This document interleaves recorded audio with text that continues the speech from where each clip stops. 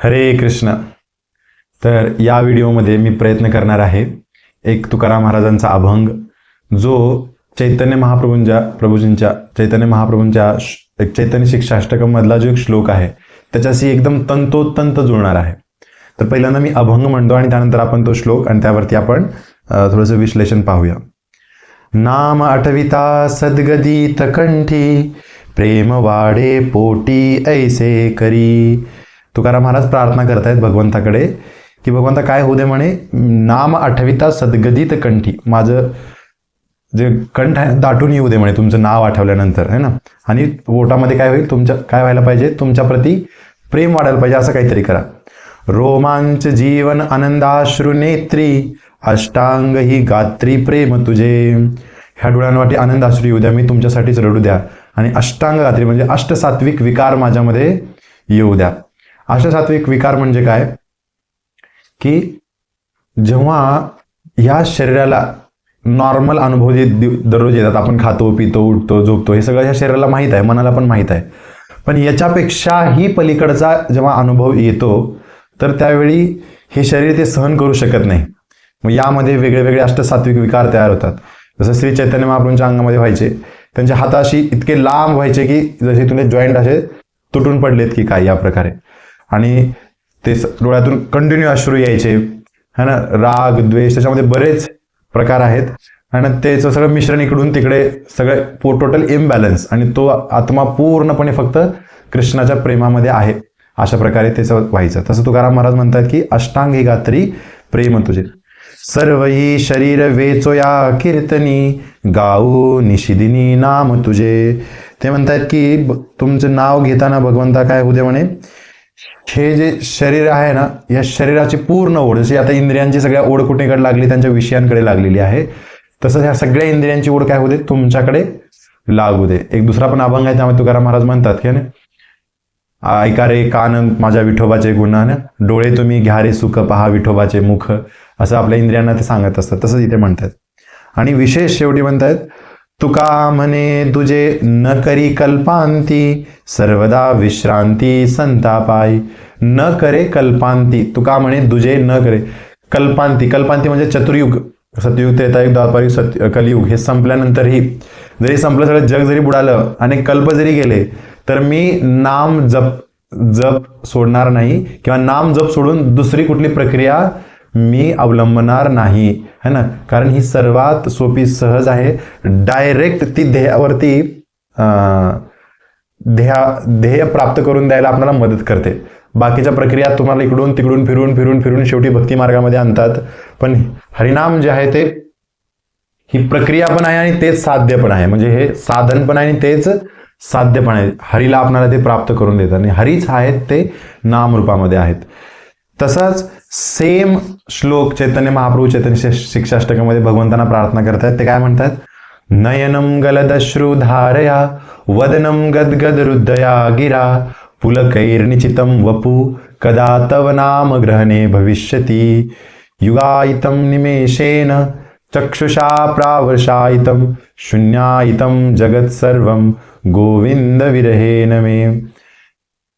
तर चैतन्य महाप्रभू म्हणतात की बाबा, नयनम गलदश्रू धारया, जसं तुकाराम महाराज म्हणते तसंच माझ्या नेत्रातून कधी अश्रू वगैरे येतील, तर सेम एक्झॅक्टली तंतु नयनम गलदश्रू धारया, वदनम गदगद हृदया गिरा. म्हणजे जेव्हा एखादं प्रेम दाटून येतं तर आपण म्हणतो ना, कंठ कसा गदगद होऊन जातो आपण, तसं कधी होईल हे भगवंता प्रार्थना करतात. आणि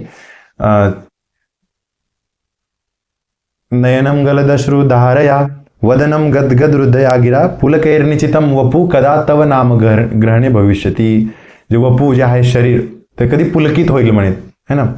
आणि चक्षुषा प्रावर्षायितं शून्यायितं जगत सर्वं गोविंद. भगवंता तुझ्या विरहामध्ये मला हे जग एक शून्याप्रमाणे वाटत आहे म्हणे. या जगात म्हणजे जसं एखाद्या व्यक्तीचं सगळं काही जेव्हा संपतं, त्याला वाटतं की आता मला कोणासाठी जगायचा हा प्रश्न पडतो, किंवा ह्या जगात कोणासाठी जगावं असं कोणीच योग्य व्यक्ती नाही आहे. आणि त्याला जर भगवंत नाही सापडले तर तो फाशीच घेणार आहे, है ना. आणि जर भगवंत सापडले त्याला तो पूर्ण विरह होतो की भगवंता या जगात तुमच्याशिवाय दुसरं कुणी नाही आहे, बाकीच्या सगळ्या व्यक्ती वस्तू हे मला साधन आहेत, मला मदत करतील तुमच्याकडे येण्याकरिता.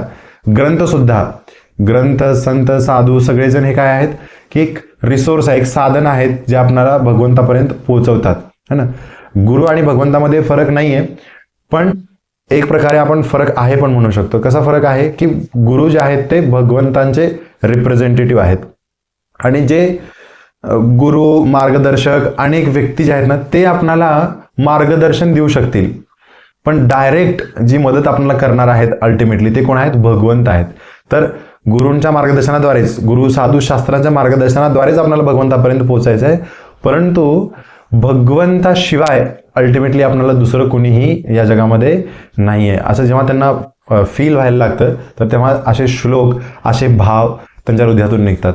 तर चैतन्य महाप्रभू तर स्वतः भगवंत आहेत, राधाराणीच्या भावामध्ये ते आलेले आहेत, स्वतः कृष्णच आहेत, ते कृष्णाचेच भक्त बनलेत. आणि संत तुकाराम महाराज हे त्यांचे जे अभंग आहेत ना तर ते त्यांचे अभंग ते त्यांचे सात्विक, ते अष्टसात्विक विकार जे म्हणतो ना, त्यांची एक्स्टसी, त्यांचे जे भाव आहेत तर ते अभंगातून आपल्या व्यक्त करतायत. तर परत एकदा आपण तो अभंग म्हणूया. नाम आठविता सद्गदित कंठी, प्रेम वाढे पोटी ऐसे करी, रोमांच जीवन आनंदाश्रु नेत्री, अष्टांग ही गात्री प्रेम तुझे, सर्व ही शरीर वेचोया कीर्तनी, गाऊ निशिदिनी नाम तुझे, तुका म्हणे तुझे न करी कल्पांती, सर्वदा विश्रांती संतापायी. तर नामस्मरण सोडून मी दुसरं काही करणार नाही, सर्वदा विश्रांती संतापायी. म्हणजे काय करेन, मी नेहमी मी संतांच्या जवळ राहीन, संतांच्या चरणाशी मी राहीन आणि भगवंता तुमचं मी गुणगान करत राहीन. अनेक कल्प जरी गेले, काही जरी झालं तर मला काही फरक पडणार नाही, आहे ना. इकडून कुणीकडे जरी कुणी जर बॉम्ब पडत असतील, काही जरी होत असेल, आणि हे बघा हे प्रॅक्टिकल आहे. कुणी जर म्हणेल की बाबा तुम्ही भक्ती करत आहात, ठीक आहे, पण तुमच्याच घरावर जर बॉम्ब पडला तर प्रॅक्टिकल लेवलवरती तुम्हाला पण लढायचं आहे ना. अर्जुन असं नाही की जेव्हा अर्जुन म्हणाला कृष्णाला की कृष्णा करिष्ये वचनम तव, मी तुझंच ऐकणार सगळं, पण असं नाही की अर्जुनाने मग आता बाण सोडला आणि गेला निघून जंगलामध्ये, नाही. अर्जुन आपलं कर्तव्य करत होता. तर तसंच आहे, कुणाचा अटॅक होऊ दे, मुस्लिम हिंदू युद्ध होऊ दे, किंवा दुसरे देश आपल्यावर बॉम्ब टाकू दे, आपण दुसऱ्यावर टाकू दे, जे ह्या घडामोडी या जगामध्ये होत राहतात आणि त्यावेळी आपल्याला जे कर्तव्य ते तर करणं आपल्याला भाग आहे, ते करायचंच आहे.